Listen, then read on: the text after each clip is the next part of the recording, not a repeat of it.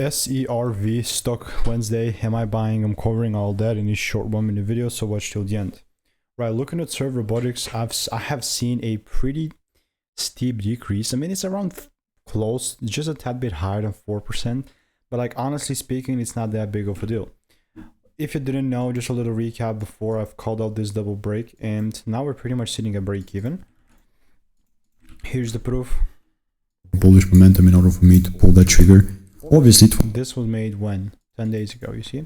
So boom. All I can say is that I'm still waiting, man. Like, the price should not be going lower than some lows here, and this is going to be a 1 to 6R, a pretty decent one. Calls versus effect is huge.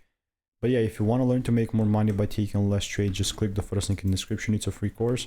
I have no course to sell you, and anything else with SERV is just going to be sitting exactly the same. Me doubling down on this bullish momentum. Let me know what is your thoughts.